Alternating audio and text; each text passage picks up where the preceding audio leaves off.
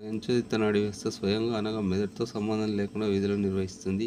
ఇది ఒక సంకల్పిత ప్రతీకార చర్యలను నిర్వహిస్తుంది. జీర్ణ కదలికలు, నాలికల్లో దుమ్ము-ధూళి ప్రవేశిస్తే తుమ్మడం, ఎక్కువ కాంతి కళ్ళ మీద పడినప్పుడు వెంటనే కళ్ళు మూసుకోవడం, వేడి వస్తువు చేతివేళ్ళకు తాకినప్పుడు వెంటనే వెనక్కి తీయడం.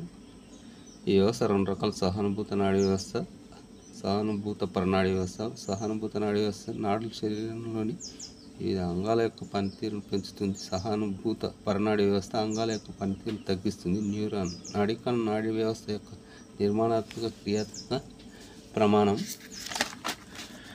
నాడీ వ్యవస్థలో భాగాలన్నీ న్యూరాన్లతో తయారవుతాయి. శరీరంలోని అత్యంత పొడవైనటువంటి కణాలు దాదాపు 1 మీటర్ ఉంటాయి.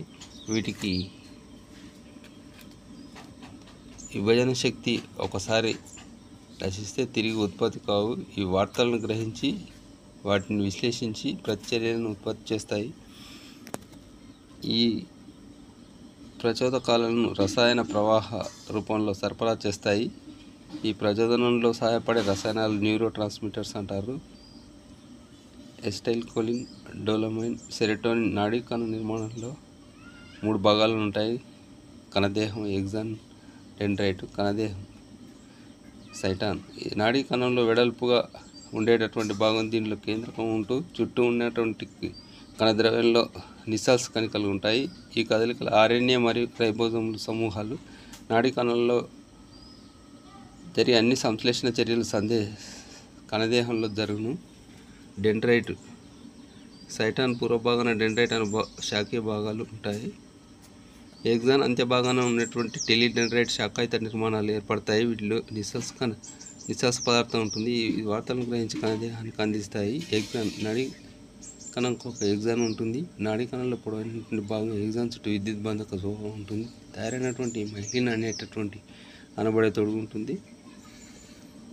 మైలిన్ పొరను కప్పుతూ న్యూరిలెమ్మా అనేటటువంటి పొర ఉంటుంది. ఈ 2 పొరల మధ్య భాగంలో స్పాన్ కణాలు ఉంటాయి.